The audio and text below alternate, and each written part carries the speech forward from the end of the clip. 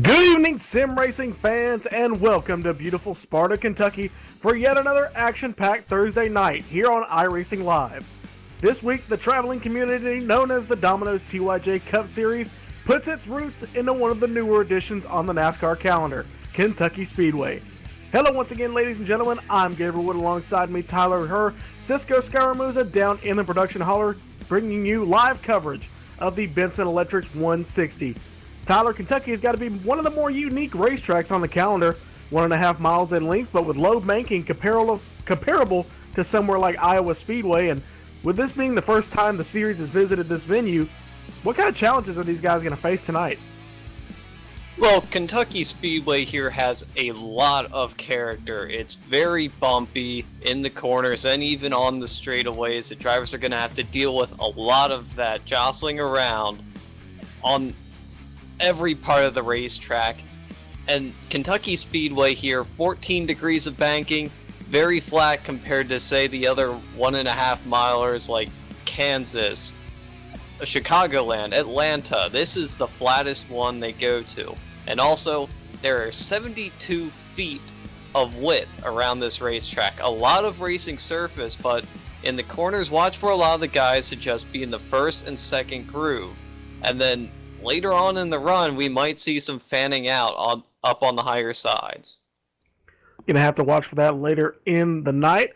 Going to go ahead and look at our drivers right now. We're just closing in on practice here. Looks like we got less than 2 minutes left, Tyler. Curtis Young, yet another top of the charts here with a 29.544. He's over a tenth faster than the next fastest guy, Ryan Steinacker, in the 48, clocking in with a 29.689. So Curtis, he's looking to have a really unchallenged victory here tonight if these guys don't pick it up.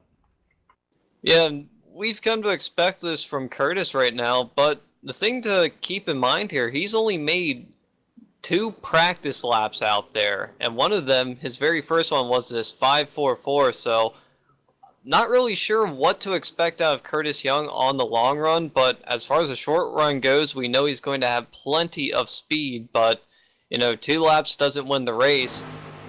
He's going to have to go 107 laps to see if he can make it back to victory lane again. Yep, another 100-plus lap night here tonight. Look at a few more of your drivers. Looks like Ivan Jones, he's having a good run here in third. Judd Danielson running fourth right now. Curtis Ayo, he took a week off. He wasn't able to run, and it looks like he's coming back with a full head of steam because he's practicing right now, just a couple tenths off of that Curtis Young's time in fifth position with a 29.763. Curtis, Tyler, he took a week off, like I said, wasn't able to race. Looks like he's getting right back down to business. Yeah, Curtis Aho, he's the other Curtis in this league, and we've come to expect yet another strong performance out of that 38 machine. And right in front of him on the racetrack, we also have the 17 of Philip Meyer. Now, he's a bit further down the practice charts there in 23rd right now, but he doesn't seem to have gone out and made a qualifying run during this practice. He's just been doing short race runs out there, and we're going to expect to see the 17 up towards the front by the end of this as well. Philip's been one of the better qualifiers in this series, so I would expect him, maybe he didn't want to kind of wear it out here, just trying to, just bang in some qualifying laps.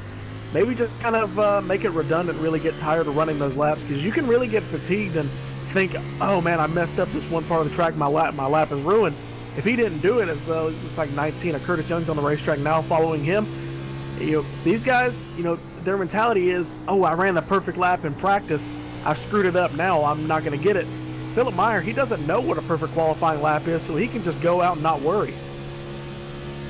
Yeah, he's always one that he can start anywhere on the racetrack, and we've seen it more than once. He'd start all the way in the back, ended up at the front by the end of this, but watching the 19 right now as he rounds out of turn number 2 down this back straightaway here, all the way up against the wall, he dove it down on exit, and now he's just straddling that first seam right there, Now he's going to come out of the corner right now onto the front stretch. He's going to dive it down onto the apron, come across the line. 29.813 for Curtis Young. That moves him to the top of the board right now in Q. Looks like he's holding station there. 7 cars have taken qualifying so far. About half of them are in the 30-second bracket, so let's see if they can pick it up here on lap number 2. Now guys starting to clock in their times. Joshua Ramos, Brad Rose, Kevin Fetty, David Gainforth, your top 5 so far. Like 19 of Curtis Young's coming around for his second lap. Let's see how bad the tire fall off is. Yeah, oh yeah, it looks like he did get loose there in his second qualifying run, so looks like he is going to lose just a little bit there. Judd Danielson to the top of the board. Yeah, Judd Danielson to the top of the board, and Curtis Ayo picks it up. Well, at least he picks up his position 5th in practice and moves to 2nd on the qualifying sheets and jumps over that 19 of Curtis Young. So good qualifying effort from 38. Yeah, very good qualifying effort from Judd Danielson. We saw him up front last week in the Truck Series race, but fell back a little bit.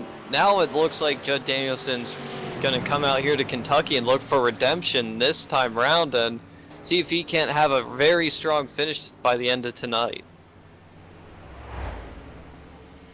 Like 22 cars now qualified. We've just passed halfway here in qualifying. See if anybody's going to knock off that 85. Top 5 drivers in practice. You got 3 of them there in your top 3. 4th practicer of Judd Danielson. As I said, the 5th place driver, Curtis Aho. And Curtis Young was first in that practice session and loses about 3/10. That's a big drop-off from practice to qualifying.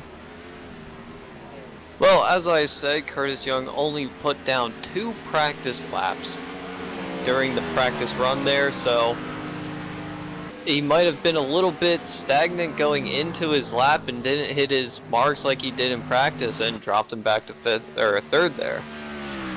Closing in on the end of qualifying, we'll get your running order after they are done, but it's time to do our pre-race festivities.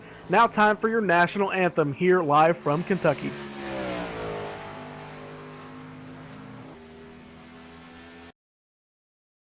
Oh, say, can you see by the dawn's early light what so proudly we hailed at the twilight's last gleaming, whose broad stripes and bright stars through the perilous fight o'er the ramparts we watched were so gallantly streaming, and the rocket's red glare, the bombs bursting in air, gave proof through the night that our flag was still there.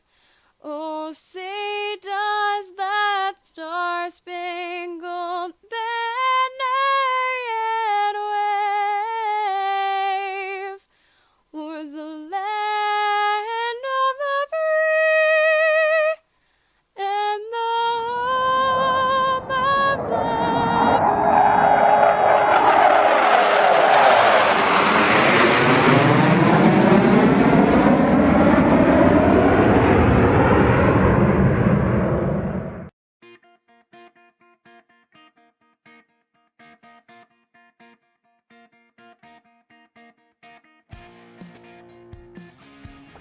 Back here live from Kentucky Speedway. That's the end of your pre-race festivities. We're going to get a lineup for you as they start gridding up here. Tyler, as they work their way to the grid here before the drop of the green flag here tonight, final thoughts before we turn them loose. Well, with this racetrack, even though it's so wide, you got to watch out of turn number 2 because there is that inside wall very close to the racing surface, so that could prove to clog up the entire racetrack if there's trouble off of 2, so you got to be very careful out of that corner. Car starting to line up behind that American Childhood Cancer Association Ford Mustang pace car. Looks like Judd Danielson on the pole here tonight. Loses just a little bit there from practice, drops about maybe half a tenth there. still does a great job, gets a 29.762. Outside pole, Curtis Ayo, big pickup from his fifth place practice to second on the outside pole. Curtis Young is going to qualify in third, Joshua Ramos in fourth. Mike Donahue in that 70 gets a good qualifying effort, qualifying in fifth. Brad Rose in that 33 will roll off in sixth. Ivan Jones, Marcus Potts, Kevin Fetty, and Robert McFarland with a good qualifying effort. He practiced in that 10th position too, so he's going to roll off last car inside the top 10. 11th place goes to David Gain, 4th. Chad Payne qualifies in the 12th position. Jim Locking 13th. Patrick Elhofer 14th. Tyler Roberts will start 15th. Gary Weston 16th. Joey Lamb will start in the 17th position. Alongside of him is Dennis Cook. Eric Hawk and Justin Anderson will round out the top 20. Cars beginning to roll here for the one and only pace lap. 21st is Joe Owen in that 6th. Brett Scott rolls off in that 29 car in 22nd. 23rd, Don Norris. Dean Viney in 24th. 25th is going to be Lynn McNeese. Philip Meyer ends up taking a provisional. So all these guys behind that 17th, 26th on the 33rd did not take a qualifying time. It's going to be Steve Cunningham, David May, Gary Brown, Ryan Steinacker. He practiced second, Tyler. Ended up not qualifying. It's like Michael Fravert, Brent Rogers, and Russ Coe round out your field of 33 drivers.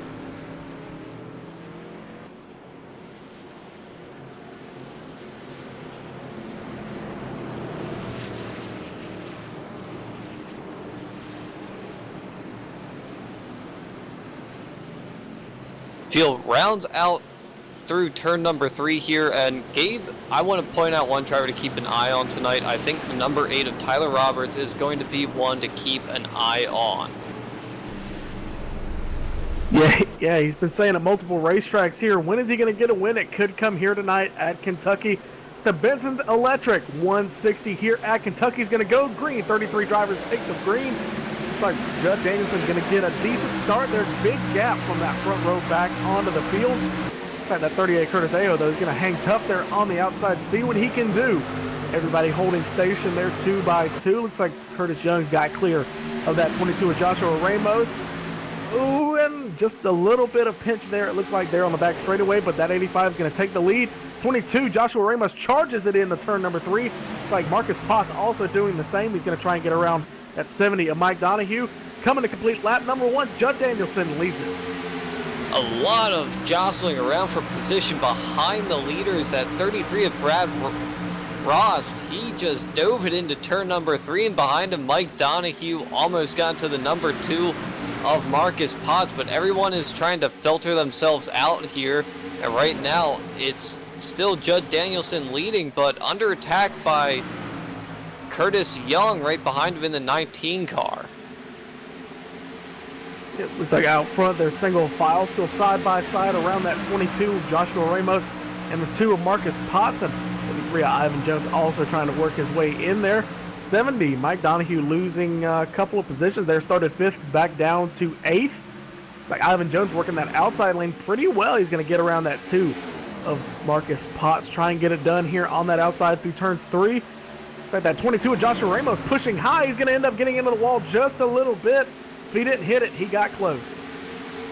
Yeah, Joshua Ramos, he's been really flirting with that outside line the past couple of laps here. I'm not sure if he's just overdriving it or if he's trying to make something work up there, but right in front of him, Brad Rost, and they're going to almost go 3 wide here down the backstretch there. That's going to be for all fighting for the 5th position right there between the 33, the 53, and the 70. Very tight battles, but the leaders are just running away at this point from them. I love watching it from up here in the booth, Tyler, because you can just see how aggressive these guys are. You see some guys letting off before they even get to the corner, and some guys just charge it on in there. I love seeing this type of racing. It shows the different type of driving styles of these guys. Looking back here, it looks like that 53 of Ivan Jones is going to get a good run on that 33 of Brad Ross. He's going to go to the inside through turns 3, going into turn 4. I thought that 33 was going to let him go, but he's going to have a good fight there on the outside as they come off of turn number 4, completing lap number 5. Yeah, Brad Ross right now, he's just driving a very high line there. He's sort of in the middle of the track towards the upper lanes there, but he's just easing in, and allowing the car to rotate and just drift down the hill, getting some more speed before he straightens out and attacks the straightaway there. And right now, hearing Ryan Steinak here, the driver was second quick in practice, started in 30th position. He's all the way up to 17th, fighting for 16th, I believe, right now. On the inside of Dennis Cook, no, that's still for 17th position, but big move in just 7 laps for Ryan Steinacker.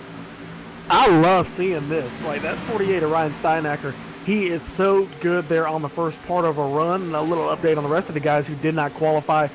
Looks like 21st runner Steve Cunningham. He's running there. Started 27th up to 21st, so picking up some positions. 29th starter Gary Brown running 23rd. Looks like Phillip Meyer. He's actually lost a position since the start of the race. Now running, or no, he gained 1 position. Started 26th up to 25th. These guys are working very hard. Looks like now he's going to lose 1 position back down to 26th. Looks like Robert McFarland, he's fallen. Oh my gosh, he started 10th, all the way down 10 seconds back in 28th. He's in danger. Looks like he's going to get 1 move done on that 15 of Don Norris. It looks like he's trying to get his groove back just a little bit. He's going to pull up in front of that 15, so he's going to complete the pass there. Part of a long haul to get back to where he started the night. In just 7 or 8 now laps, he's lost a lot of positions, but he's got time to make it up. Oh, looks like 2 of Marcus Potts is around on the back straightaway. Looks like he spun it all by himself, Tyler. Yeah, coming off of turn 2 there, if you have too much wheel into the vehicle, it's just going to go around real quick on you. But luckily for Marcus Potts, he just sort of backs it into the wall instead of putting it nose first. So it's not going to be significant damage, but he's going to need to come down pit road, get his car fixed, and go back on his way. But he's lucky that that wasn't worse for him. Unfortunate for that 2 of Marcus Potts, because he had just gotten past that 38 for the 3rd position, so he was on his way up to the front. Was even catching the 19 and the 85, so, you know, I'm not going to say tough end of the night, but his pretty easy night. He started up front. It's got a little bit tougher here just past lap number 10. First caution, Marcus Potts, a little self-spin. Didn't really hit much, as Tyler said, got a little bit of damage there on the rear deck lid. That is it. Let's see if the leaders now, they have caught the pace car. Let's see if they come down pit road. Judd Danielson in that 85. He's making it look like it. Let's see if he's going to fake it. Nope. So it looks like everybody's going to follow him on the pit road, Tyler. Let's see, we should expect 4 tires all around. Yeah, 4 tires definitely here. And looking at the time sheet, they dropped maybe about half a second within about the first 8 laps there under green. So the tires are going away rather quickly here tonight on this very rough and abrasive Kentucky Speedway surface. Let's see who can get it done on the pit stops. Right sides are now going up. Or right side's down, left side's back. Let's see who's going to win the race off of pit road. Looks like it's going to be the 85. Judd Danielson is going to maintain that lead. Looks like Curtis Young also going to maintain his position. Also the 38 and looks like the 33 Brad Roast. All these guys maintain position, so good job on all their pit crews. Very consistent. Yeah, it almost looked like there was going to be a closer battle between the 19 and the 85. I saw the left sides go up a little bit earlier on the 19. I thought he was going to be able to beat the 85 off of pit road, but the 85 crew got it done, and Judd Danielson still leads this event. Well, it looks like in a bid to get back up front, Robert McFarland stays out. So he's, whether he comes back on the pit road or not, he's going to at least get 1 lap left. Tyler, really gutsy call. We've seen that 41 all year really just pull these massive pit calls. Some of them work, some of them don't, and I think he's comfortable running these, these different strategies. Yeah, he has to be very comfortable trying to pull a maneuver like this. It looked like to me during that first run when he was dropping back, he was dealing with a slight loose-in condition. I saw the back end starting to slide out just a little bit as he was entering, so he could have been over driving the corners a bit, but right now it's a very gutsy call considering he's the only driver that has stayed out on the racetrack. But not only must he feel comfortable with the car, he has to feel comfortable with everyone else that he's racing, because that's a lot of trust to put into the other drivers out here so that he doesn't get run over. See what he can do there on the restart. It's going to be a restart with maybe about lap 13 or 14 here. Let's see if we get the one to go. We should get it here on lap number 13 as we come to complete lap number 12.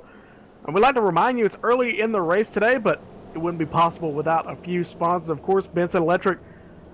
It's performance with quality, a Benson tradition. Of course, they are a proud sponsor of tonight's Benson Electric 160. Looks like Robert McFarland pulling onto pit road. So he's going to reluctantly give up that lead. We should get the one to go here. These guys forming up. So we should see the lights go out atop that pace car. And also, I'd like to thank Domino's. With Domino's new Piece of the Pie rewards, you can get a free pizza after just 6 online orders of $10 or more. Sign up at www.dominos.com/rewards. Domino's, oh yes, we did. It's like lights are out atop the pace car. Judd Danielson is going to lead them back to green. Your top 6 or 7 unchanged. It's like Joey Lamb working his way up from that 17th starting position. Did a good job in the opening few laps. Just like that 48 of Ryan Steinacker, now up to 15th. So these guys, you can sure as heck pass, Tyler. It's that's not an issue here tonight. No, it's not. We've seen plenty of different strategies going on here tonight, but the one thing I'm questioning with Robert McFarland, he came down on a closed pit entry there, so that might be a penalty for him, which would mean he'd have to come back down. That's unfortunate for that 41. Let's see if he gets it or not. Pace car coming off of turn number 4. Lights are out atop the American Childhood Cancer Association Ford Mustang pace car. First restart of the night here on lap number 14. Let's see who can get it done here. A little bit of a reset here. Judd Danielson, your front row remains unchanged. Or excuse me, we got a different Curtis on the front row. Green flag in the air. Curtis Young to the outside of him. Curtis Aho down on the bottom. Brad Rose in 4th. These guys work their way down into turn number 1. Let's see if we can get it done. We saw that inside lane prevail there on the restart and then kind of come into its own there. Looks like that 19's charging the corner. Tyler, we're going to have a battle for the lead down the back straightaway. Great move from the 19. Not much of a battle. That 19 of Curtis Young moves it into the lead. Power move. I was just thinking right before that restart, the outside line on the initial start of the race looked pretty good out there, but it's 3 wide for second place. Brad Ross on the bottom, Judd Danielson in the middle, Curtis Aho up top, almost contact between the 33 and the 85. Looked like a little bit of netcode there, so we dodged a bullet there with 3 wide, but Brad Rose makes it work, and he goes into that second position. He's got a good car under him. Excuse me, Brad Roston. Looks like that 38 is going to try and get around him, Curtis Aho, but he's going to get loose up there in the marbles. See if he backs up his corner, see what kind of run he can get. Ivan Jones down to the bottom side of the racetrack, gets around him in the tri-oval, completing lap number 15. Now, going back to that restart there between the 19 and the 85, as I was saying, on the first, Kentucky here is very unique where you can get this is one of the few tracks where you can get a better run on a restart along the outside line. You can really hold the throttle open and just get all that momentum off the corner. So this could be a lesson learned for the 19 and 85 later on in the race. If there's a late race restart, you might want to consider taking that outside line. Yep, look at the 41, Robert McFarland coming off of pit road. So, yep, Tyler, you were exactly correct. Oh, the 33 in the wall. Big wreck on the back straightaway. Looks like the 33 just pushed up into the wall.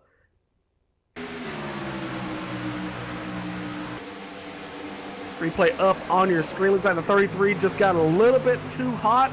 Ends up pushing into the wall, and as he comes back down the racetrack, collects that 55. And your pole sitter of the 85 of Judd Danielson.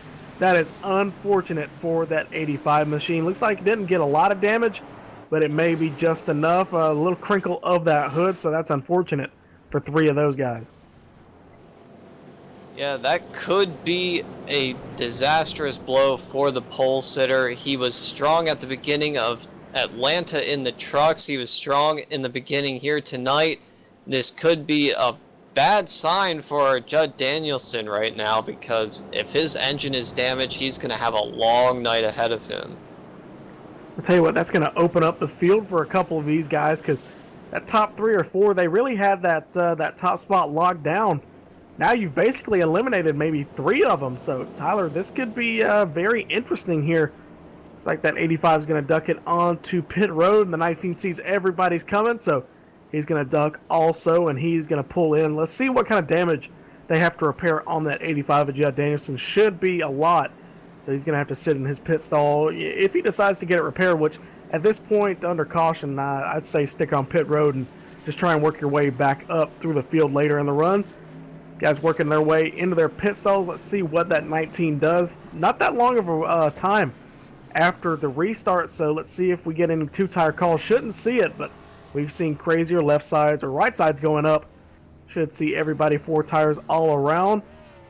Yep, left side's going up on that 19 and also the 38, so we should see 4 tires all around. Spinning the tires coming out of the pit stall. He's going to lead that race off of pit road by a mile. Yeah, going back to that incident on the racetrack there between the 33 and the 53, and it looks like the 48 took two right side tires there, so Ryan Steinacker, he's going to be your new second place driver. But as I was saying, with how wide and sweeping the corners here at Kentucky are, it's very easy to just get into the throttle way too soon, and you can end up getting into the throttle too soon, and it just pushes up, and before you know it, you're in the wall. Well, let's ask the man himself. I've caught up with that 33 of Brad Ross. You got a little bit of contact there on the wall and it sent you back down on the racetrack. Brad, LSRTV booth, you got a copy? Yeah, I'm here, guys. I don't know what to say about it other than I really screwed up that time. I got into gas super early and it just pushed right up into the wall, and then unfortunately there was a car there when I came back down. Now, was that because you saw the 41 there on the apron of the racetrack, or was it just a conscious decision on yourself to get to the gas early? You know, you'd like to be able to kind of blame it on something like that, but really it was just I wasn't focused when I did see that 41, and I guess it just kind of took me out of it, and I got on the gas and into the wall. You know what, Brad? I've seen a lot of guys wreck with a lot worse incidents and a lot worse excuses for it. That was just a racing incident. You did a good job there, 3 wide, making it work, and got your way up to second. You had to be feeling good there for a minute. You know, really, I was thinking to myself, I'm like, oh, I wonder what those boys up in the booth are talking about right now. That was a pretty nice move. We loved it. You know, I felt like I was going to be good tonight. I really did. And it just goes to show one, you know, quick lapse of judgment, and your night's over. You know, maybe I'll get back out onto the track if I can get repaired. But I think that's pretty much it for me tonight. I'll tell you what, Brad, you're running 30th right now, 2 laps down. If you can get it out there, we have a little bit of attrition rate to go up, and we got some guys going a lap down. You can make up a few points, and that'll help your championship total. Brad, we're going to let you get back and try and work on that 33 there. Unfortunate end of the night for you. Hopefully not the end, though. Maybe see you back on track here in a few minutes. Thanks, guys. Have a good one. That 33 of Brad Ross. Tyler, we got lights out atop the pace car. Second caution period is just about over with, and it's like we got that 2 of Marcus Potts. He's pulling the Robert McFarland strategy, but it's not going to pull it onto pit road, and looks like he's got a little bit of damage. Yeah, a little bit of front end damage on the number 2, so that must have happened under green conditions. So we'll see how that's going to affect the number 2 here on this restart, but I'm going to have to say, watch the outside line again from Curtis Young there. I think he's going to grab the lead going down the backstretch here again. Yep, especially with those new tires, and it's like Mike Donahue's taking advantage of those guys getting caught up in those cautions. He's moved his way up to 4th, and he's got that outside lane, so look for that 70 to move up to 2nd. I'm predicting that. That 70's got a strong car under him. Maybe even have that 94 Kevin Fetty follow him. pace car pulls off for the second time or third time here tonight. Second time for a caution. Caution number 2 is over with. Green flag back in the air to Marcus Potts. He was the cause of your first caution. Looks like he's going to try and get it done here on those old tires, but looks at that outside lane trying to get it done there on the outside. See if he can get it. Oh, those old tires not worth anything, so he's going to just be absolutely overhauled by everybody behind him. Looks at Steinacker. I didn't even notice Ryan Steinacker. Tyler, he's running third.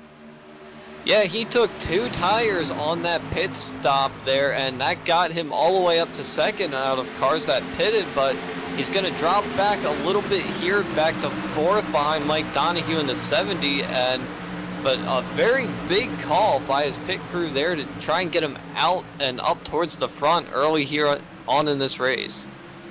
Trying to work his way around that 70, and Mike Donahue's to the inside, see what he can do. He's under fire from that 81.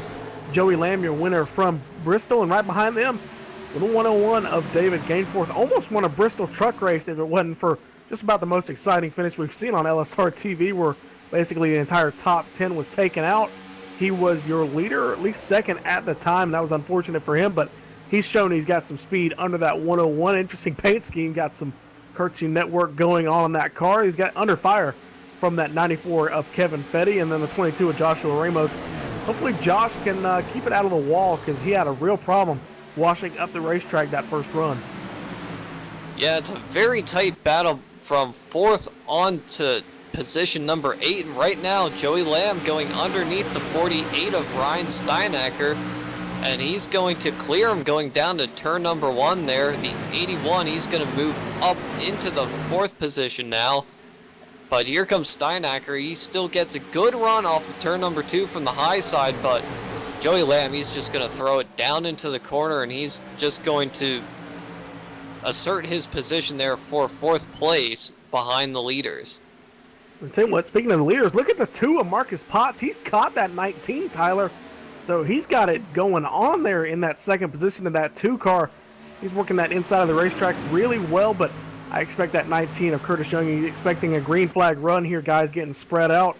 He should be saving his tires just a little bit, but that 2 of Marcus Potts, he really doesn't care. He's up here racing for the lead in a car that really shouldn't be up there with all that damage there. He was your first caution. And then, as we said, a little bit of damage maybe under the green flag or something, because he only hit it with the rear deck lid or the rear bumper when he was the caution, so he must have gotten hit at some point. But he's to the back bumper of that 19 of Curtis Young. He's working it really well, Tyler.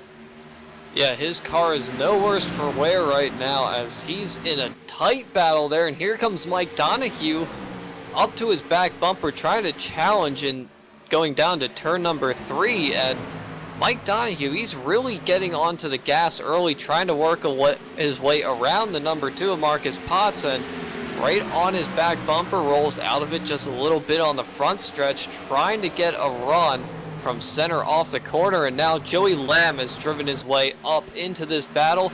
Here comes Mike Donahue on the outside, gets loose! Marcus Potts crashes again, and it's going to collect more drivers now. Big wreck on the back straightaway here at Kentucky.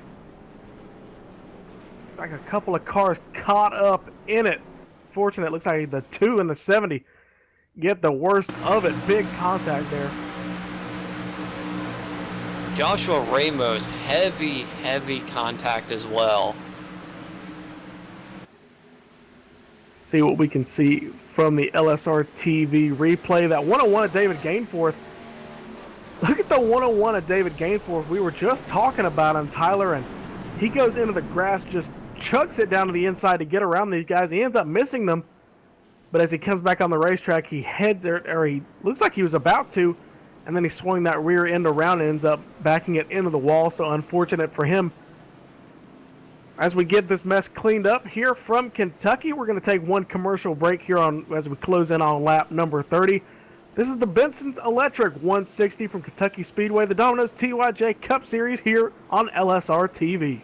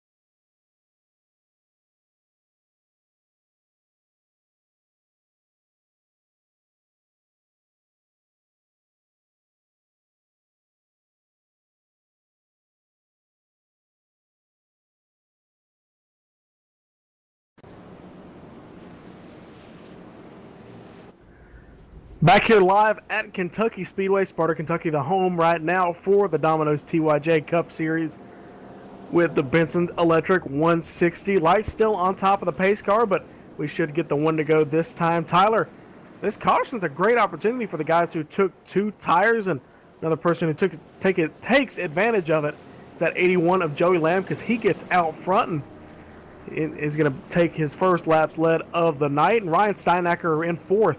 He took 2 tires in the last pit stop, or the pit stop before this, and now he's running 4th with 4 brand new Goodyears. Yeah, a huge pickup and a great call by Ryan Steinacker to get 2 tires the pit stop beforehand, and he maintained that track position rather well. And also, gotta take note, remember my driver to watch at the beginning of the show here, Gabe? Tyler Roberts? He sits 5th place. That black Budweiser machine getting it done. At 94, Kevin Fetty also in that Hardy's machine right there sitting in 3rd. He's going to try and get it done here off the restart. But that 81 Joey Lamb, he gets it done off the pit stops. He's going to be your leader coming to the green. Yeah, a little thing to point out about Joey Lamb, he has a little bit of right front damage on his machine. He was, and we all, as everyone that has been in iRacing knows, netcode is a big thing here, and that's what happened to the right front of the 81 there. We'll see if that's going to affect his car here on this run, or if it's just simply cosmetic damage. See what happens here off the restart for the 3rd time tonight.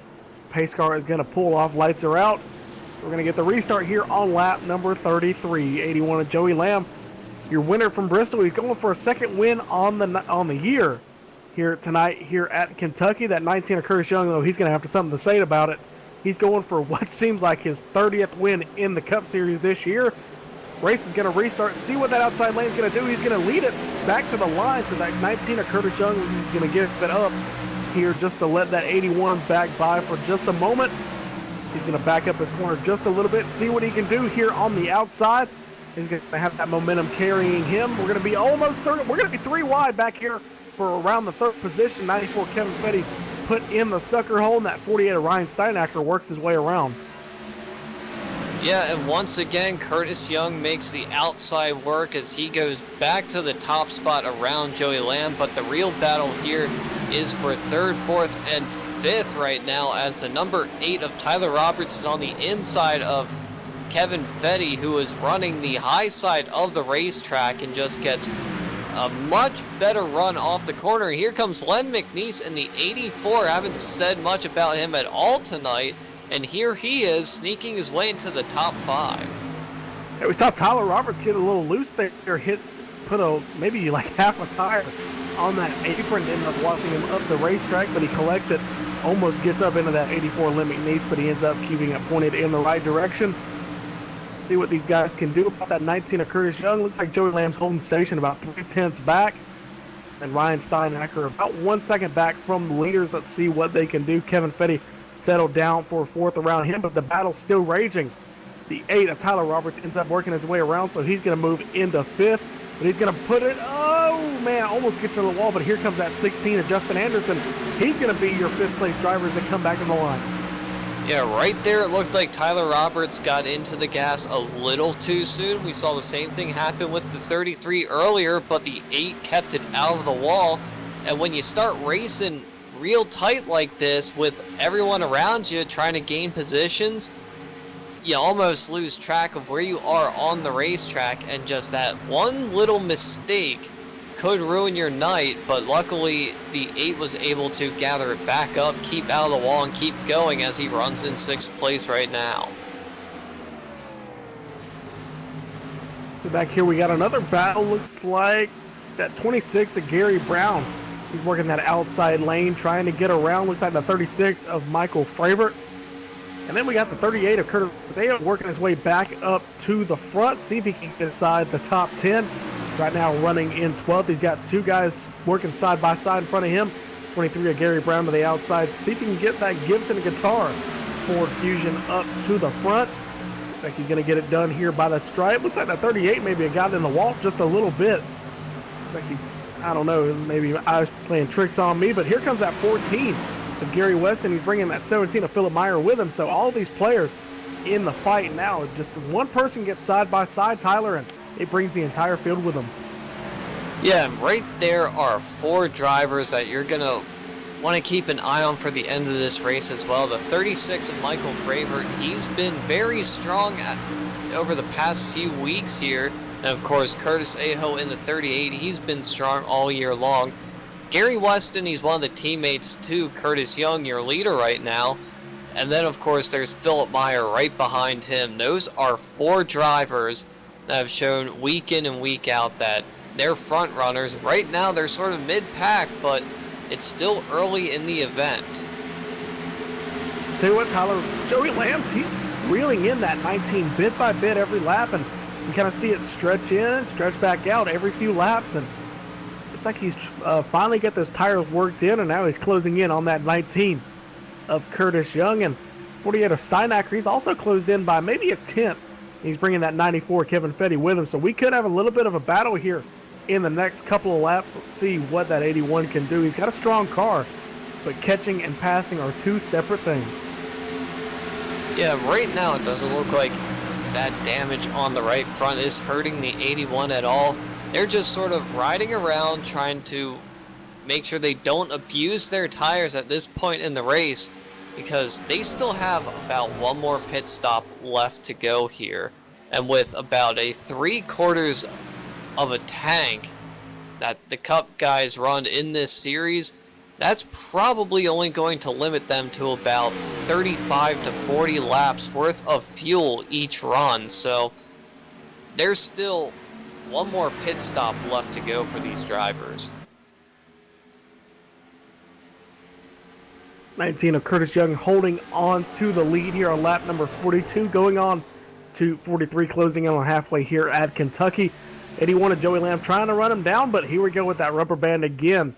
He closed in on him by a couple of tenths, and now it's kind of going back out. You should see the gap when they come by this time. It stretches from 2 tenths to 3, or 3.5, I should say. And 48 of Ryan Steinacker also loses a little bit that time by, along with the 94 Kevin Fetty. So that 19, he may just be trying to get these guys to kind of wear out their tires. He's a smart race car driver. He's had experience trying to work with guys on the tire wear long green flag runs. Remember, he won in basically maybe a 2 or 3 caution race at Michigan, where it came down to fuel mileage and tires.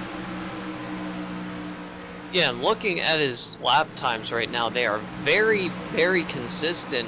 The past 5 laps have all been within right around 0.2 of a second within each other. A 4.7 flat to a 6.55. Those are very close in times as far as the drop-off. So he's really maintaining his tires and just slightly building an advantage over the 81 of Joey Lamb. Gap now goes to 0.4 of a second, but that gap to third, maintaining a little bit there. They're stuck at 1 second. Kevin Fetty, he's closing in on that 48 of Steinacker. That 48 is going to have to deal with that 94 in a few laps. Meanwhile, you got to look 3 seconds back to that 84 of Lynn McNeese. Started 25th, now running in 5th. You know, look at this, Tyler.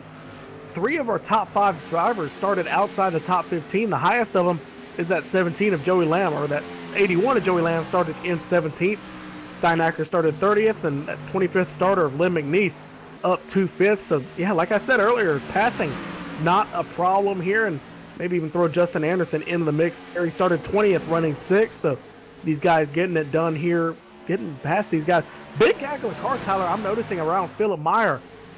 Looks like these guys trying to work their way inside the top 10 and trying not to lose positions inside the top 10. Looks like it's being led by, who is that car up there? Maybe it's the 91 of Jim Locking.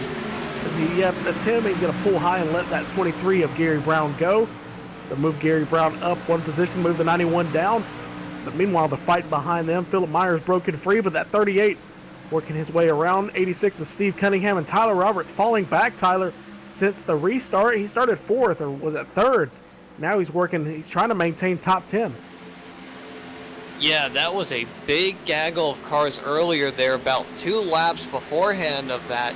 They were 3 wide for position for almost for almost a lap, it looked like, between the 17, the 38, the 86 there, and it's just sort of been going back and forth between all of these drivers. One driver gets an advantage, but then they come up on the car in front of them and they just get stuck. But right now, the 38 of Curtis Aho, he's the one that's moving back up towards the front right now. But we'll have to keep an eye on him and see if he's going to fall victim to the whole, as what you said earlier, the rubber band effect, because it seems like everyone's able to get to a certain point, and then the rest of the field catches up to him, passes them, and it's like a conveyor belt of cars just moving back and forth between each other. I tell you what, Tyler, look up front here in the second position. 81 of Joey Lamb's been caught by that 48 of Steinacker. Steinacker's been able to pull away from Fetty in that 94, so he's all by himself to go after that second position of Joey Lamb in the 81. That Ford Fusion working that outside lane. That Chevy SS working the bottom. He's going to be real no contest. 81 Joey Lamb puts a hand out the window, lets that 48 go. So move that 48 of Steinacker into second. Yeah, and that last time by, the 48 had an even faster lap than your leader. He ran a 30.3 to Curtis Young's 31.0. Now Curtis Young runs a 30.94. Ryan Steinacker runs a 30.97. So both first and second place drivers are very evenly matched at this point. Now we're going to see later on in this run who saved their tires more, if the 48 can drive up to the 19 and catch and pass him, or will the 19 start to pull away by a margin? We'll just have to wait and find out here between the two. See what can happen. Gap coming down about 2/10, Tyler, so it's coming down. That 48 of Steinacker, he's catching that lead. The question is, will the tires last long enough for him to get there, and will he be able to work an alternate line to get around that 19? Because that 19 of Curtis Young, he's going to be looking in his mirror, recognizing what line that 48 of Steinacker is going to be running, and he's going to try and adjust it just to kind of get him off guard and maybe just make him a little bit uncomfortable. Yeah, and also you have to think here, Curtis Young, hasn't really been having to deal with the 48 all season long right now. Ryan Steinacker, he's just been caught up in other people's mistakes throughout the season, and this is one of his stronger showings here tonight, so maybe the 19 isn't really sure what the 48 has in store for him, so this could be something entirely new for Curtis Young right now, because he's dealing with a driver that he really hasn't seen much of this season. Yeah, that 48, he's been doing really well, but he, as you said, he just gets caught up in people's incidents, and unfortunate for him, that's the story of most of these guys. And it's just, I hate it for them because they just kind of lose morale. That they're good drivers, and they make the series so competitive. But you know, once they get running and once they get wrecked a bunch of times, they just lose them for it. So I hate seeing that, but I love seeing guys get good runs here. But Tyler crossed that threshold, and it's halfway. It's time by, so we're going to go ahead and do your iRacing midway race break. It's going to be that 19 of Chris Young is your leader. He's been leading since the draw. He's took over that lead from the 85 of Judd Anderson, and then Judd Anderson slipped back here toward the back of the pack after getting caught up in a wreck. 48 of Steinacker running in second and catching that leader of the 19 of Curtis Young.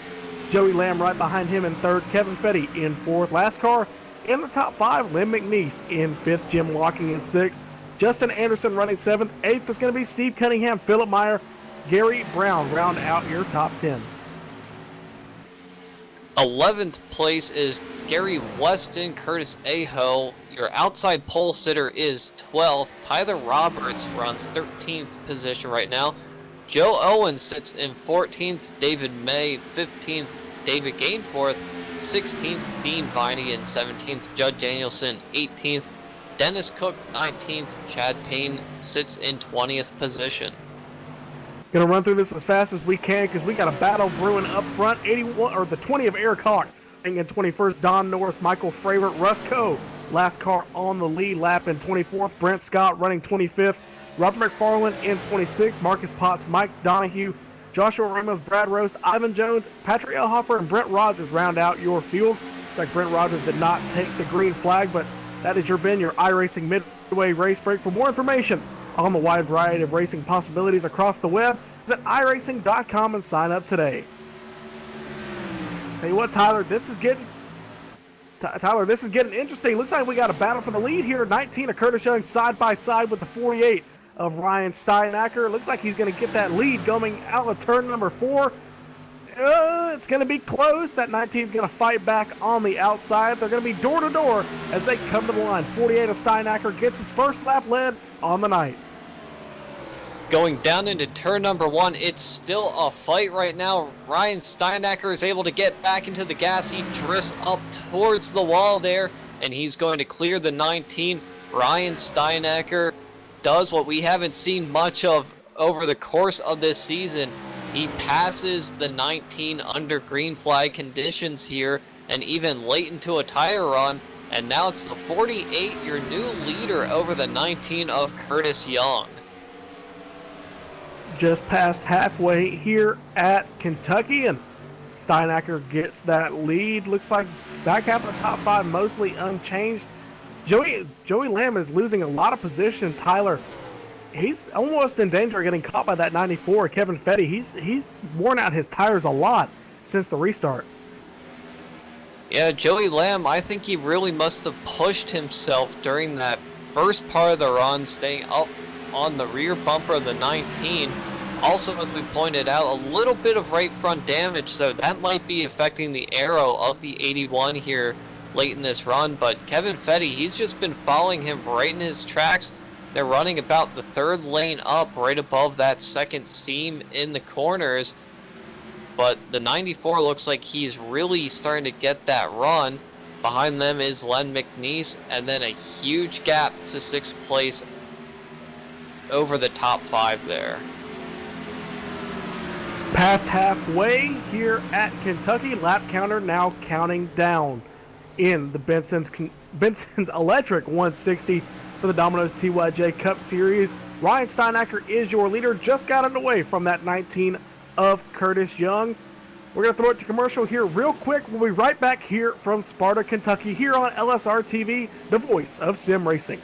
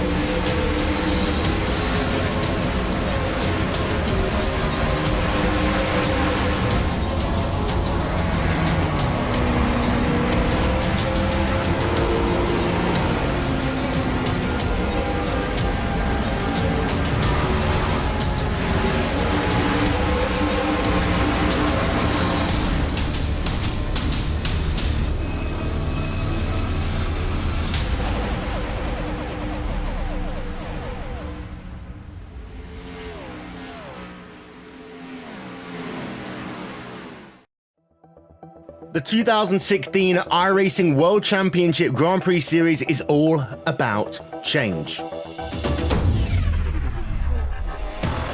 New teams, new drivers, new tracks, even a new logo. And oh yeah, there's a brand new car. After 5 years of competition, we say goodbye to the Williams FW31 and we say hello to the McLaren MP430. But this isn't just a brand new car, it's a whole new ballgame. And with it, we bring new excitement, new strategies, new technology. For example, energy recovery and drag reduction systems. There's a new way of thinking about racing, and for all the drivers participating, it's back to the drawing board, wiping the slate clean in the ever-consuming pursuit of perfection.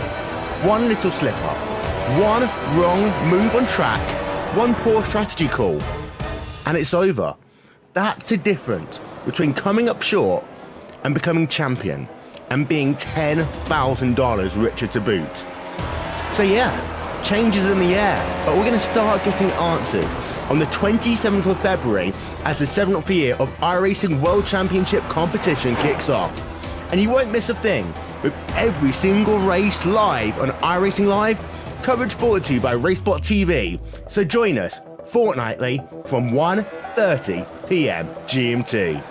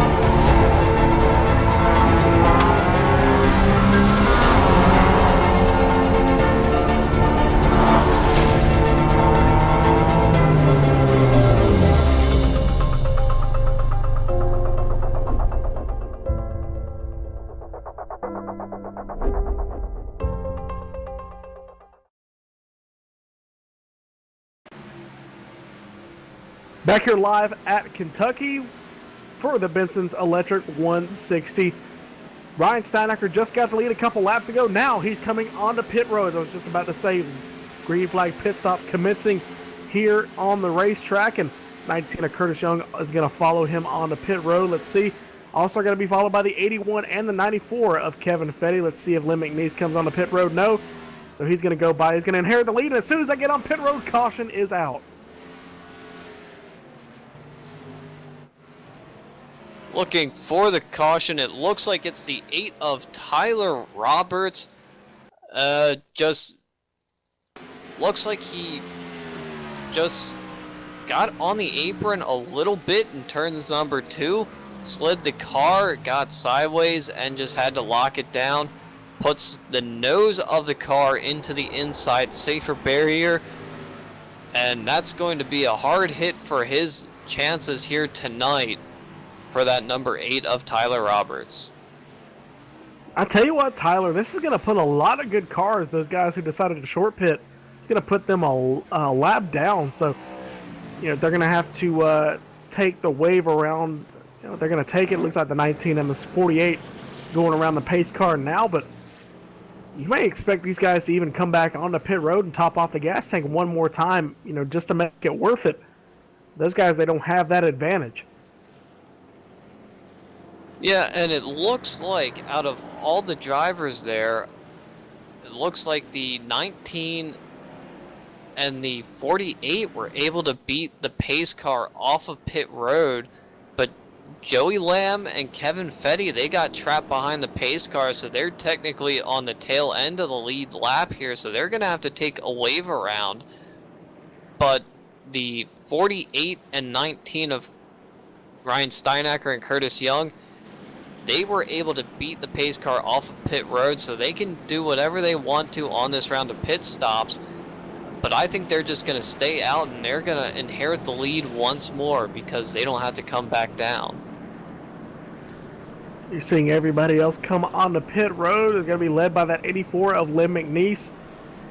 See, we're following that 38 of Curtis Ayo. At least I am coming on the pit road. He's going to pull into his pit stall along with that 85, looks like, of Judd Danielson. So see what these guys do. Should be 4 tires after that long green flag run. So these guys going to give up the lead. There goes the 84 of Lynn McNeese. He's going to win that battle off the pit road, but it's all going to be for naught because he's probably going to maybe inherit maybe around the 3rd or 4th position, maybe, depending on how many guys pitted and where everybody stacks up. I'm looking for your lineup to just see where everybody's going to shake out, but it's going to be so confusing before these guys come back to the line, so we're going to have to wait a few minutes just to see where everybody's going to shake out. I can definitely tell you at this point, Curtis Young is going to be your new leader. Ryan Steinacker will be in 2nd position, so that'll mean that Len McNeese, Justin Anderson, and Curtis Aho will round out your top 5 positions.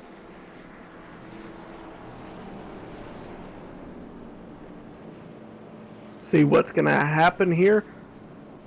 So that 8 of Tyler Roberts going to come on the pit road and fix his damage he got from wrecking, causing the caution here just a few laps ago. So here they come by the stripe. Let's see where everybody's going to shake out.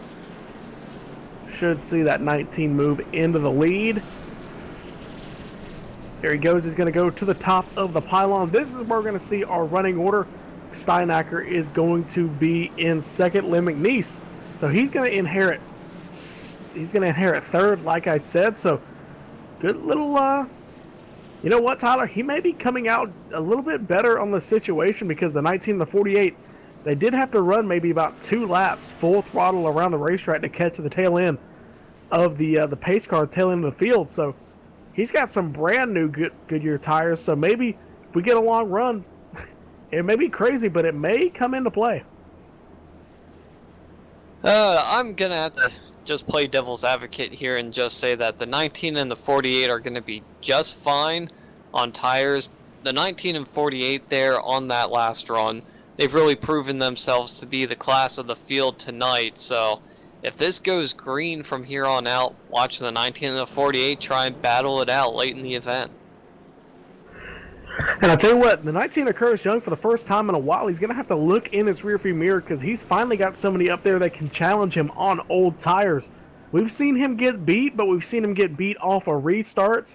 At 48 of Steinacker, as you said, Tyler, when we went to commercial, you and me were talking, that 48 is very consistent all throughout the run. Yeah, he's been able to run a consistent line, hold that line throughout the entire green flag run. And we saw Curtis Young trying to move around, try and gain some grip, but the 48 just kept to one line, kept it nice and consistent. He was able to just drive around the 19 and start to pull away. He had about a 2-second gap on the 19 right before green flag pit stop started.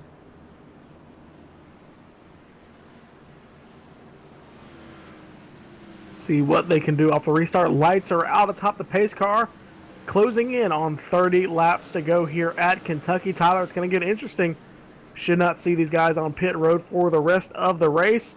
It's going to be that 19 of Curtis Young on the bottom side of the racetrack. Watch that 48. He's got really the preferred line off of a restart. That outside lane, we've seen it prevail 2 out of 3 times there when they've had a real good car there on the outside. We've seen it work. That 38 Curtis Aho, he fell back early in the race, and he's worked his way back up front, so he's done a good job. It's like that 91 of Jim Locking trying to find his place in line. He's going to be 3 wide for the start. Okay, he's going to work his way past the field. He must have been a free pass car, but that's going to jump up the field. The 48 is going to get a great restart. The 19 was just severely confused on it. It's like we could have something happen here, Tyler, because I think that the 91 wasn't supposed to go around. Oh, it's going to get tight. The 19 big wiggle out of Curtis Young on the backstretch. That's going to mean the 48 is going to get the lead uncontested. But right as I say that, there is Curtis Aho diving into turn number 3, taking a peek on the inside of the 48. It's going to be a drag race down to the line. Give this lap to Curtis Aho. He beats Ryan Steinacker to the line by the slimmest of margins. And look at here, comes that 84 Len McNeese to the outside of the racetrack. Now he's going to duck down, try and use that momentum coming off the banking. He's going to catch up just a little bit to these guys. Meanwhile, that 38 is pulling away bit by bit. Here comes that 19 of Curtis Young, working his way back past that 48 of Steinacker. So now, Tyler, it's you and me's favorite thing in this league, the Curtis and Curtis Show 1 and 2. Yeah, we haven't seen what Ryan Steinacker has really been able to do on very fresh tires there, so he must have taken it a little bit easier, and there was Curtis Aho. Len McNeese scrapes the wall coming out of 2, but the 48, he must have just taken it real easy into turn number 3, or Curtis Aho just drove it in that deep. But right now, Curtis Young is looking to go back to the lead. He's going to grab the top spot once again, and it's still a 4-car battle up front. Car battle not settling down to the 84. Len McNeese is going to have to jump way outside because that 48 took his line away. So now we are going to be single file here. It's like Judd Danielson. Look at our pole sitter. He got some damage there on, was it the first or second caution? But as I talk about it, we got another caution here.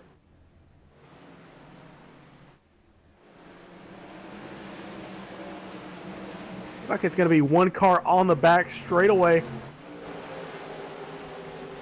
It's going to be the 23 of Gary Brown spun around on the back straightaway. Just another self-spin there. He jumps those seams, Tyler, and it upsets his car.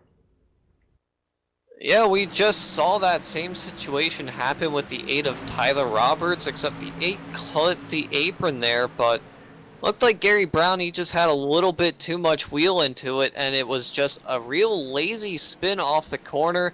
It didn't drift high, it just kept turning left on him on exit, and once again he puts his nose right into the same area that the 8 car did just a few laps before.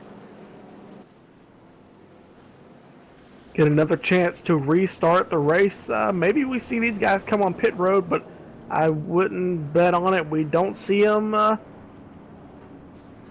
Top 2 not looking like they're going to pit. Let's see. Looks like the 48. Oh, nobody's going to fake out the rest of the field. Let's see who does end up coming on the pit road. Anybody? Any takers? Yes, we got the 84 Len McNeese, the 85 of Judd Danielson. It's like the 36 of Michael Fravert and the 17 of Philip Meyer all coming on the pit road. So Tyler, expect to see those guys up front toward the end of the race. Yeah, right now it looks like 4 drivers have stayed out on the racetrack. That would be the 19 of Curtis Young, the 38 of Curtis Aho, the 48 of Ryan Steinecker, and the 14 of Gary Weston. So a bit of strategy call here on this pit stop, but your race up off of pit road is going to be won by the 84 of Len McNeese, followed by Judd Danielson and Philip Meyer. A close battle there coming off of pit road. So it looks like Len McNeese is going to restart the race in 5th position with the freshest tires available. These guys catch up to the back of the field. Yeah, Len McNeese, he led everybody on the pit road and he leads everybody off. So they're going to come back around to the stripe this time. We're going to get the running order reset, but we know that 14 of Gary Weston, he's having a good run.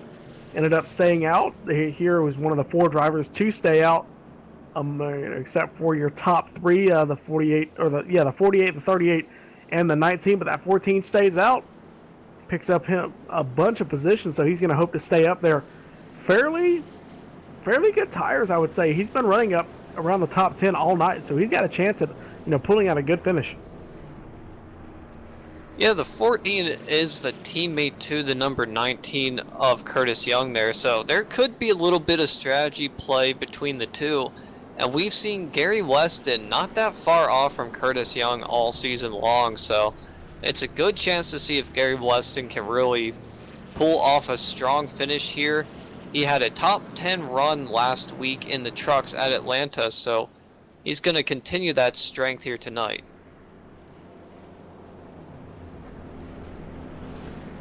And resetting the field here, we actually have Russ Coe in the 420. He's going to be sitting in 5th place.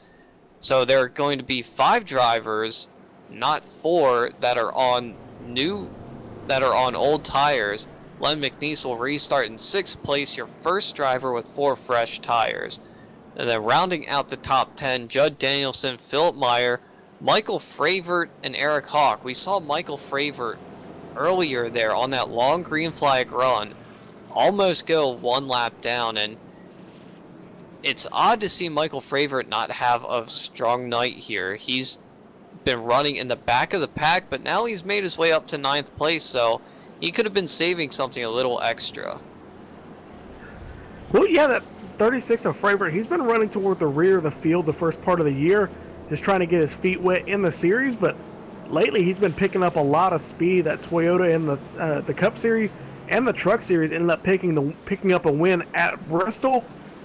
He kind of lucked into it, but he was up front all night, but he was caught back on some pit strategy, but he deserved to get that win. So 36, he's been riding really a wave of momentum, and I believe he got a top 5 again somewhere else. Tyler, we visited another racetrack and he got a top 5, so yeah, he's been getting some good runs. But I mean, the king of getting good runs has been the 19 of Curtis Young this year, and maybe even say maybe the prince has been the 38 of Curtis Aho. It's been the Curtis and Curtis royalty really in the Cup Series, because they've just been about the most consistent drivers. That 19 good on the long run, that 38, he's been good on the short run, but we've seen drivers just come in from nowhere. I mean, that 48 of Steinacker started 30th, and he's now running in third. And Gary Weston was started 16th, and he kind of rode around the top 10 all night, and now he's up to 4th here, getting close to being inside. 20 laps to go here at Kentucky. Lights are out atop the pace car. Everybody's going to get lined up here. Bunch them up for the restart, hopefully for the final time tonight. 19 of Curtis Young out front yet again here at Kentucky. 160 miles here tonight, and we're closing in on the final few laps. Curtis Young is going to get a good restart here. He's going to use that outside lane. Curtis Aho, I should say, on the outside. He's going to back up his corner, see what he can do, getting that momentum. He's going to get a little squirrely there off the restart, or off the turn number 2. Oh, we got a car to the inside. Looks like Steve Cunningham in the 86 down to the bottom side of the racetrack. He's going to spin the 8 of Tyler Roberts. So we got another caution here. Hard hit down to the bottom side of the racetrack. Another lazy spin, Tyler.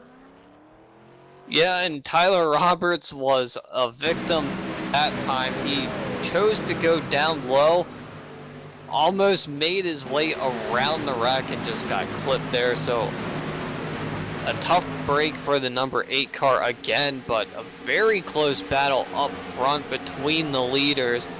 And it looks like Curtis Aho ended up getting that lead right before the caution flew. So it's Curtis Aho in the 38, Curtis Young in the 19s, flopping positions there.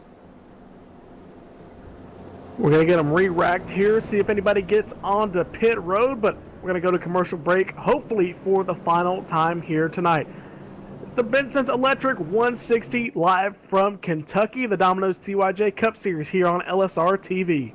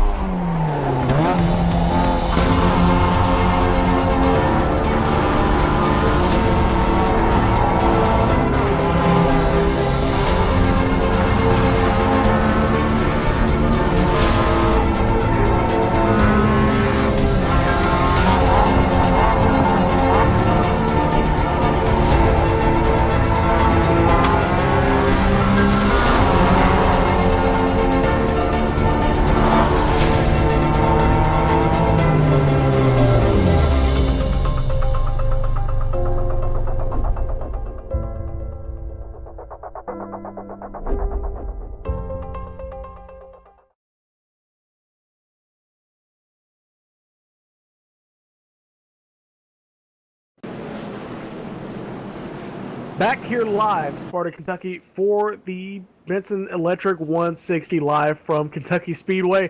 The Domino's TYJ Cup Series putting on another good show here tonight. Tyler, while we got a chance, get your pen and paper out, everybody watching here at home. The LSRTV promo code, you get the iRacing membership. When you register, you get the late model free of charge along with the 13 cars and 14 tracks included with a membership. PR-2016 LSRTV, all caps. Remember that. It's for new accounts only.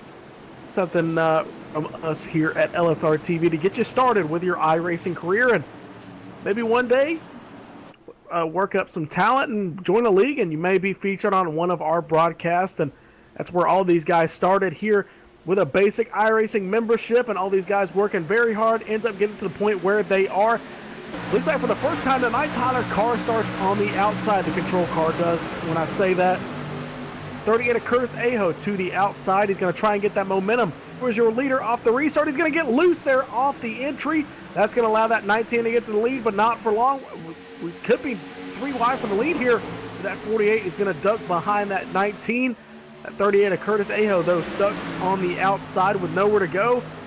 He's going to try and work his way back up front. Now, Tyler, I got to wonder, this is that 48 of Steinacker. We've seen him work his way up on old tires later in the run. Does he have enough time? Oh, that's a good question, Gabe. And right now, I tentatively want to say yes, but we've just seen Curtis Young so strong in the early and mid part of this race. And another caution out on the track. Look, it's going to be the 17 of Philip Meyer up and into the fence. Get the replay for you yet again. Another person crossing the seams, Tyler. A little bit too much wheel. Well, when I say that, it looks like he thought he was going to hit the wall, so he jerked the wheel down to the bottom side of the racetrack, and when he did, it just kind of upset the car. Yeah, and he got it back in the wall, but when he was facing the opposite direction there, it looked like the 54 of Dennis Cook, nowhere to go. Heavy head-on contact, and several others. The 88 also involved, and the 15 of Don Norris, he's got some damage as well. So that took out a few other drivers there. Very hard hits, and the number 8 of Tyler Roberts, he ends up going for a spin as well, right in front of Brad Ross, but he's not collected in anything there. So unfortunate night for the number 8 of Tyler Roberts. I thought he was going to have a much stronger showing here, but just bad luck for the number 8 tonight, and several others in that caution right there. Well, it's not for lack of trying, because he was having a good night there up front and ended up just sliding toward the rear and got in trouble. But I mean, it's just how these things go. You get caught in the back, and you just kind of start over driving, and you end up putting yourself into situations where you really just start. I mean, it's really like quicksand. I like to use this quote. It's like quicksand, really, because you think you're doing bad, so you try harder to get yourself out of that hole, and you just keep digging yourself deeper and deeper. And that's what you see with a lot of these guys, just trying so hard to get back up front and end up putting themselves in a bad situation. Yeah, and all this racing now is coming with under 20 laps to go, so it's pretty much go time when you're sitting in all the positions between 10th and 20th right there. So you're trying to push the car as hard as you can, and sometimes you just push it a bit too hard and it'll just go around on you, just like the 17 of Philip Meyer just had happen. But up front now, Gabe, I have a question for you.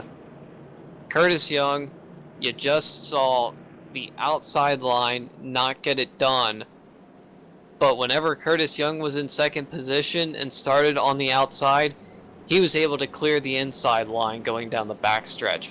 What do you do here? Well, I think you got to go with that outside lane, Tyler, because that 38, he was coming there on that outside momentum, but he ended up, when he got back to the gas, just got a little bit squirrely, and that messed up his momentum. So that 19, he was used to working that outside lane off the restart, so he knows how to get it done. got a little bit more experience there on the top side of the racetrack, so we should see him choose that outside lane, and looks like we are. We're getting maybe probably 2 laps to go here before we get the restart, and he's already running that outside lane, so I think he's already trying to claim it. Well, we'll see what happens on this restart, but over the past few ones that we've seen here, it's been the inside lane that's sort of been able to hold off the charge a little bit, but looks like Curtis Young is going to do what he's most comfortable with and just choose the outside lane once again, as we're seeing right now. Should get the lights out this time by. We're going to get the race restarted, closing in on 10 laps to go here at Kentucky. Tyler, what do you expect to see here off the restart? Well, it's going to be very tight battling. We've seen the 48 try and peek on the inside, try and make it 3 wide for the lead, and we've seen 3 wide battling right behind them as well. And most notably, the 36 of Michael Fravert, he took it 3 wide into turn number 3 that last restart. So at this point in the race, all gloves are off. Everyone's going to try and gain as many positions as they can on this restart. This could be the last restart. This could be the second to last restart. We don't know. We're going to find out.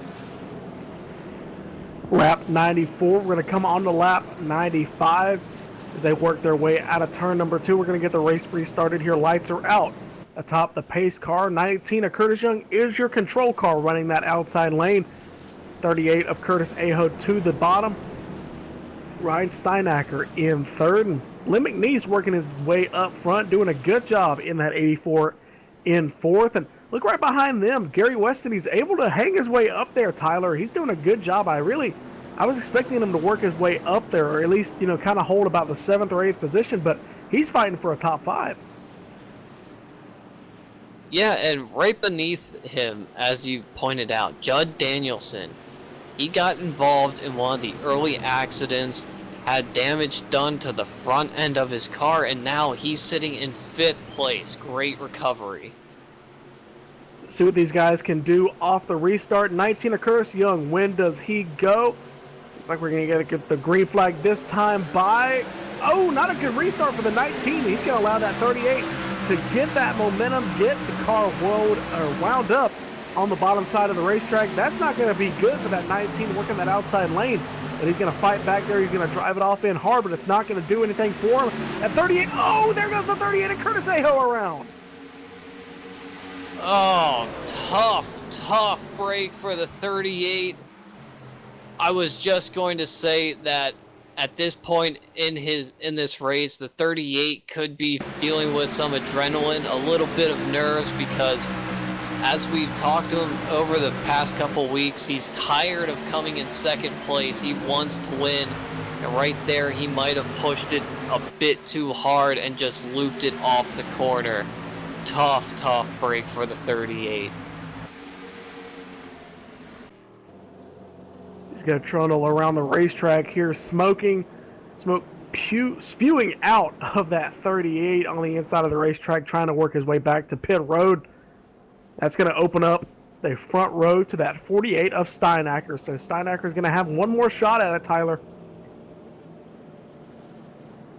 Yeah, Ryan Steinacker, he's been getting great restarts there, and if he can do what the 38 did on that restart, minus spinning it off the corner, this could be a perfect opportunity for Ryan Steinacker to take the win away from the 19.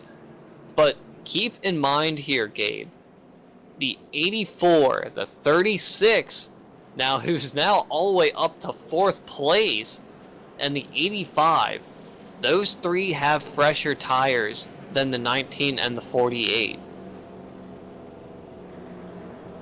That's going to be interesting. If we can get some green flag running here, Tyler, we're going to get the restart maybe about 8 or 9 laps to go. It's going to be very interesting. I'm actually excited to see it, because we've seen how strong those guys are behind them, and 1 or 2 lap fresher tires, or no, it's maybe about 5 or 6 lap fresher tires.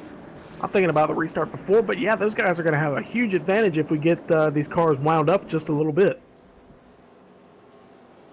Yeah, I'm really really surprised with the 36, and it almost looked like the 19 was about to blink out there, but he's back on the racetrack. That could have been devastating for him if he would have lost connection at this point in the race. But going back to the 36 of Michael Fravert, we've mentioned it earlier, he was in the back of the pack, almost going a lap down. Now he's going to be fighting inside the top 5 and potentially for a win. A huge rebound for him. And as I said right before that last restart, the 85 of Judd Danielson, he was your pole sitter. Led the first couple laps there. Led the first 10 laps of this race under green. But then ended up getting caught in a bit of a tangle between the, I believe it was the 33 and the 53 on the backstretch. Got some damage on the front end and has fought his way all the way back up into the top 5 with a damaged race car. And for some of the guys out there to see that 85 just rebound, that has to be disheartening for some. But yeah, that just goes to show how strong Judd Danielson has been tonight. Yeah, back and forth, up and down the field, but he's still fighting in that 85 machine. Seen him get some good runs all year, and he's looking to get another one here. Maybe even a win if he can work his way around these guys. That damage on the front of that car not phasing him at all.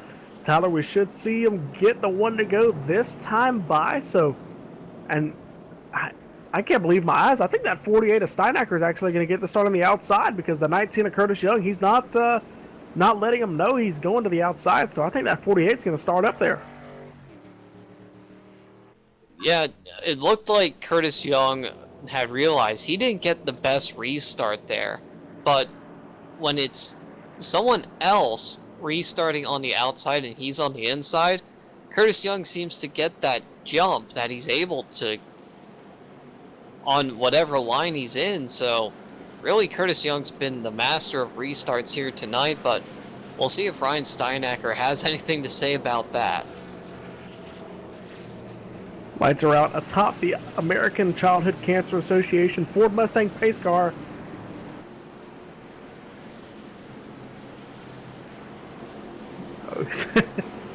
Cisco's producer Cisco Scaramuza is critiquing my eyesight, because that is the, oh, Tyler, that 19 just dumped to the outside lane. Oh, I thought he lost connection there for just a moment.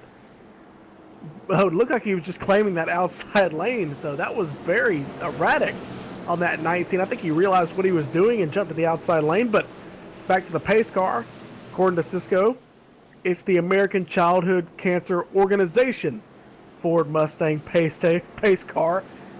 So as we can cure his OCD for at least the next couple of laps. But that 48 is going to have a tough time, Tyler, down there on the bottom side of the racetrack, because at 19, he's going to start up there where he's really been the strongest all night, and he may be able to take that 36 a favorite with him. Just watch out for the 84. He's been pushing the guys that he's been restarting behind. See what can happen. That 36 to the back bumper of that 19 is going to give them a big shove when they get the race restarted. See what they can do here. Green flag in the air. That 48 is going to be your leader by the time they get to the stripe, and he's going to be clear by the time they get to turn number 1. Great restart by Ryan Steinacker, but here comes Curtis Young on the outside, a huge head of steam. They're going to drag race down the back stretch here. It looks like Curtis Young's going to have a slight nose going into the corner, but it's Ryan Steinacker down on the bottom there, still side by side and almost 3 wide off of turn number 4 behind them. But it's a battle for the lead that we're watching right now between the 19 and the 48. They're door to door, but they're still pulling away. It looks like door to door for second, or for first and for third, because we got the 36 and the 84 battling, but that battle up front not settling down. The 48 and the 19 side by side down the back straightaway, closing in on 5 laps to go here. 48's going to charge it into turn number 3. See if he's going to pull up in front of that 19. He does, so he's going to get the slide job done here as they come to lap number 102. Closing in on the finish here at Kentucky, a new leader, Ryan Steinacker. Ryan Steinacker made it stick, but here comes the 19 right on the back bumper. Gets wide, hits the wall. Curtis Young, he's in the wall, and that means the 48 just pulls away right now. Not a bit of contact from the 48. The 19 just ran it wide. So he is all by himself up front. And Tyler, we're at that time. If we get a caution, it is over. Lap 103. Inside 5 laps to go here at Kentucky. No green, white checkers as of yet here on the iRacing service. So we get one more yellow. It is over. So all that 48 has to do is bring it home. He's got a good sizable gap back to the 19 of Curtis Young, and Curtis has got a little bit of damage, and he's slowing there. So that 84 Lynn McNeese, he may be able to pick up one position, but we got a huge gaggle of cars around that 36 of Michael Fravert. Kevin Fetty battling there for inside the top 5. Judd Danielson and the 81 of Joey Lamb inside that battle. They're side by side, the 36 and the 94. That 81 is going to join in. Oh, he's going to shove him up to the bottom, to the top side of the racetrack, but the 94 is going to give way, and the 81 to the top side, working his way around. So final few positions being fought for, but Tyler, it's getting toward the end, and that 48, he's closing in on the victory.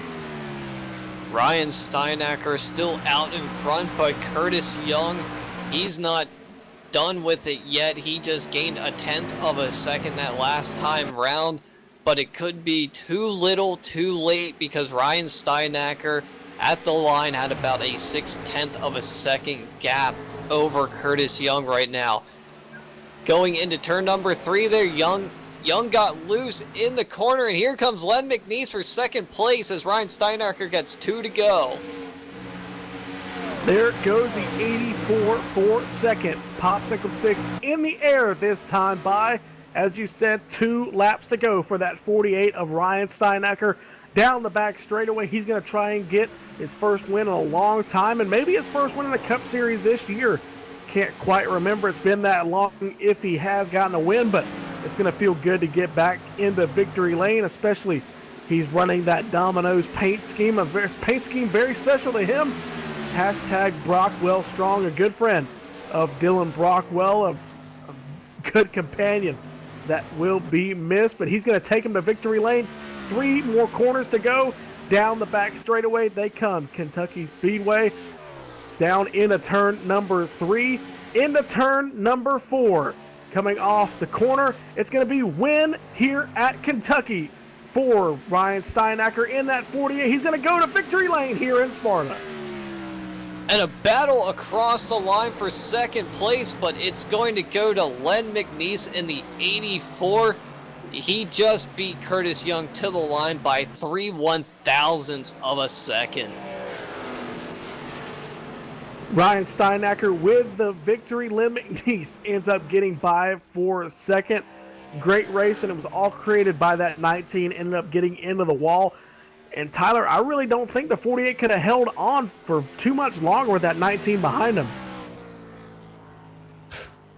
Yeah, the 84 there was just hounding at the back bumper of the 19 after the 19 got into the wall, but it was going to be a very interesting race had in fact the 19 not gotten into the wall, but still we were treated to one show here tonight, as there are fireworks in the sky and fireworks on the racetrack.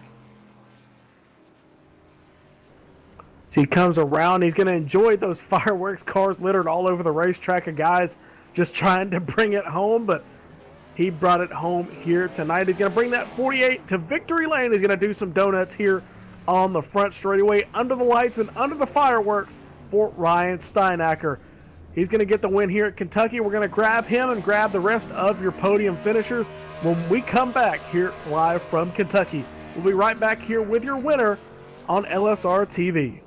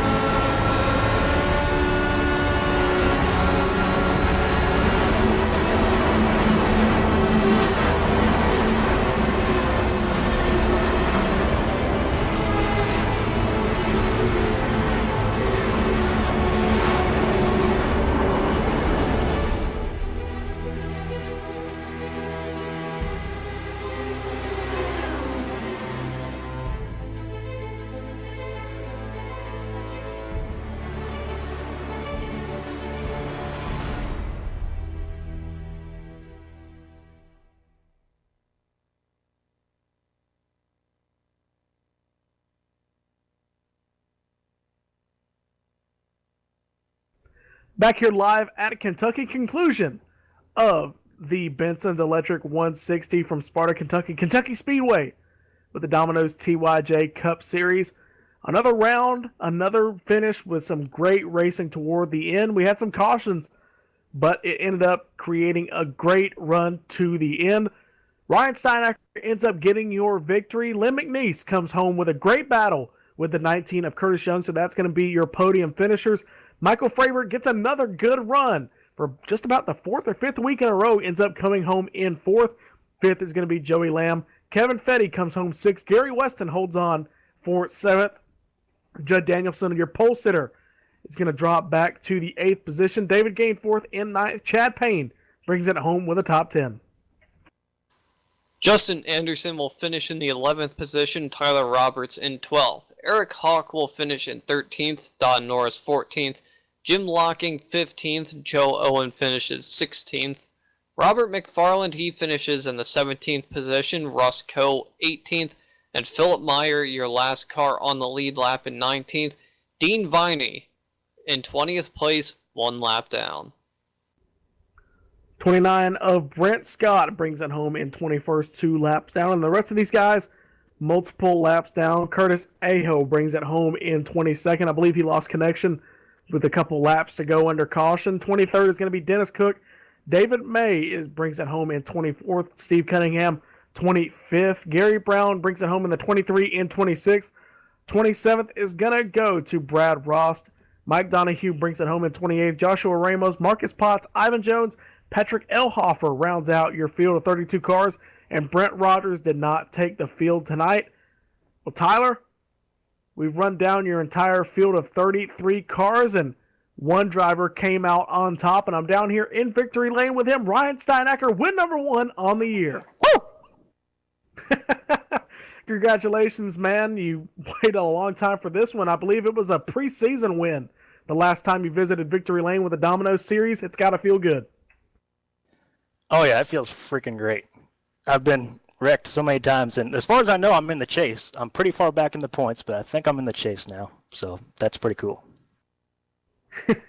You get the win here tonight. Ryan, you had to be thinking there on that final restart. You got that good restart there on the inside and ended up getting the lead.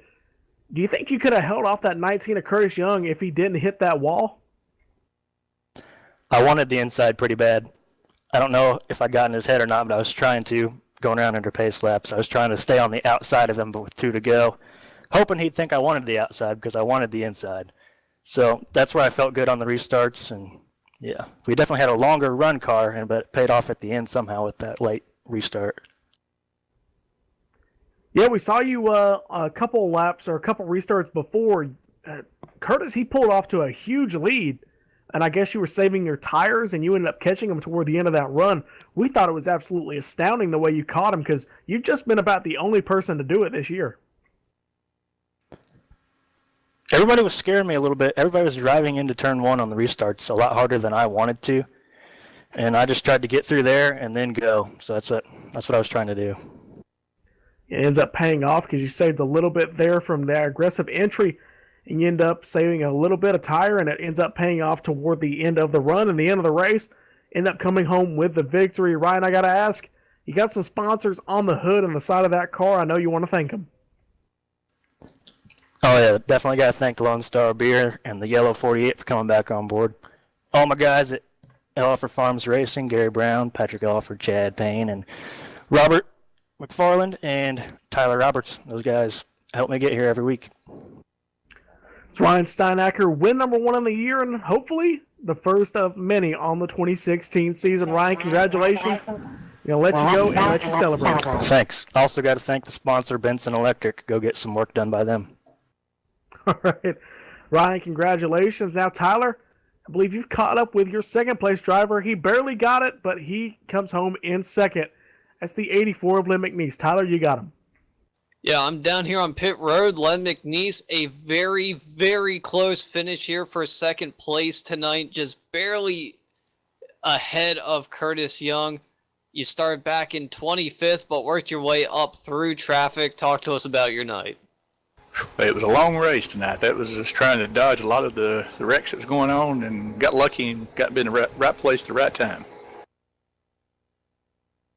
Now, with a few laps to go there, you're sitting right behind the 48 and the 19, and coming off of turn number 2, you see the 19 smack the wall, and as they were pulling away and then the 19 starting to drop back, what were you thinking at that point? When I first saw 19 hit the wall, I didn't know if he was going to be able to hang on to it or lose it, and I kind of let off just a little. And when I seen he was able to gather it up, I just was trying to get back by him as quick as I could then at that time. And I think at that point in time, the 48 already took off and was gone. Now, you decided to do a little bit of pit strategy there towards the end of the race. You pitted after the 48, the 19, and about 4 other drivers.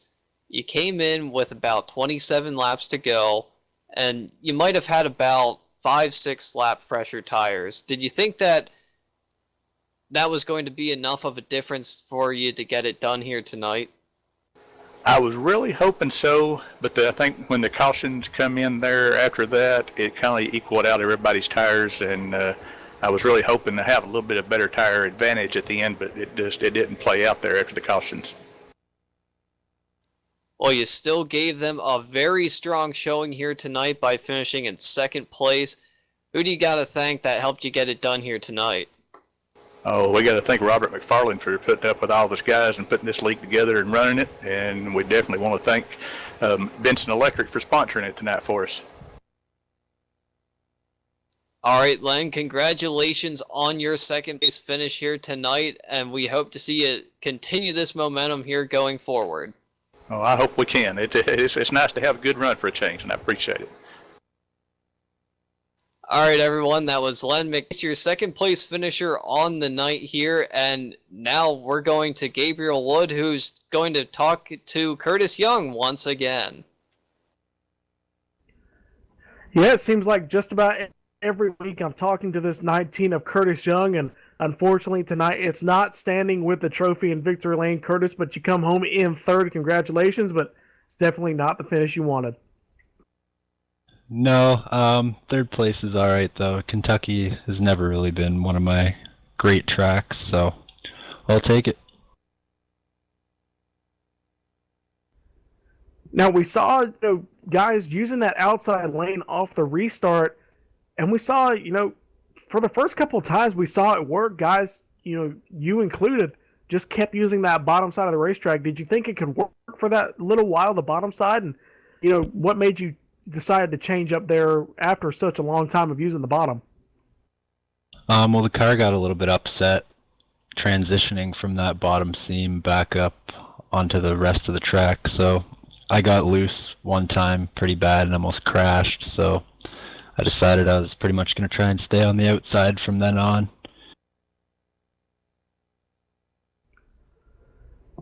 Now, we got to bring up the fact that you were running 2nd, racing for the lead, and ended up smacking the wall coming off of turn 2.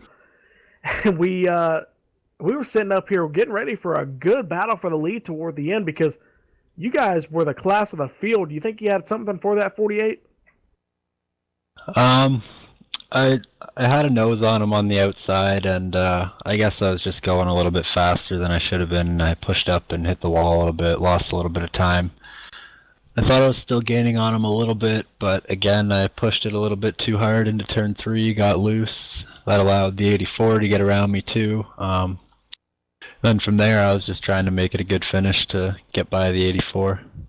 I knew I couldn't catch Ryan, but he drove a great race, so congrats to him on the win. It's not often we hear Curtis Young congratulating somebody else on the victory, at least not lately, Curtis. Congratulations on your 3rd place tonight.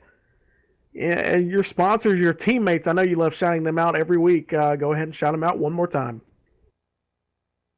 Yeah, everybody that I drive with outside of the league, Curtis Aho, Eric Hawk, Gary Weston, there's a couple other guys. My dad for watching, Robert McFarland for putting all this together, and you guys at LSRTV for putting the show together.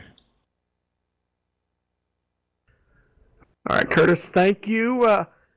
Got to say congratulations again on your third place finish tonight. We're going to go ahead and let you celebrate the finish that kind of got away, but you end up coming home with a podium. Congratulations, and we'll see you next week, and hopefully you're standing on the top step again. I hope so.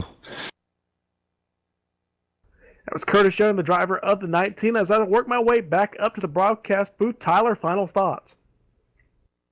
Well, it was a very long green flag run there that shook up the standings a bit, and a lot of comers and goers there, namely with the 36 of Michael Fravert and Len McNeese really showing their strength late in the race, but a great race at the finish there. Multiple times the field got stacked up, and a great race to the finish all around for first, second, and every other position in between for this whole field.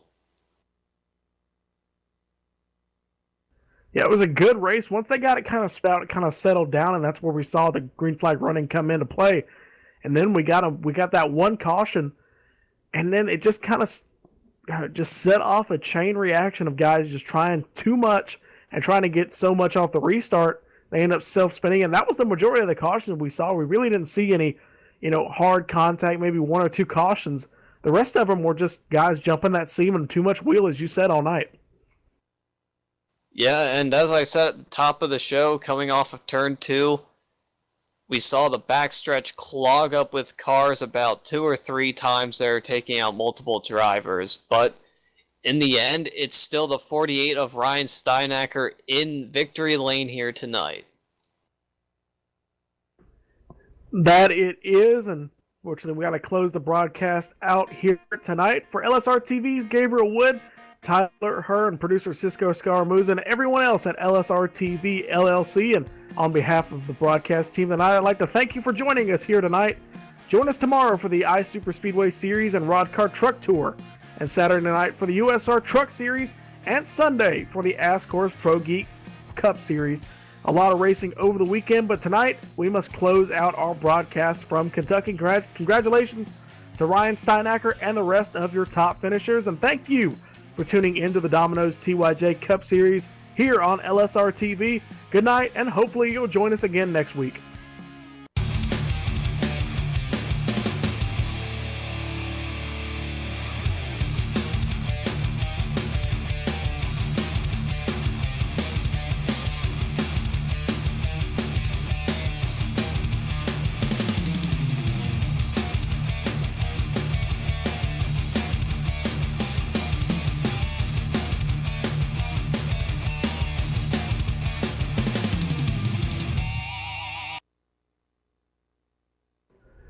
This copyrighted broadcast is presented by the authority of LSRTV LLC and iRacing.com Motorsports Simulations, and it may not be reproduced or retransmitted in any form, and the accounts and descriptions of this event may not be disseminated without the express written consent of Live Sim Racing TV.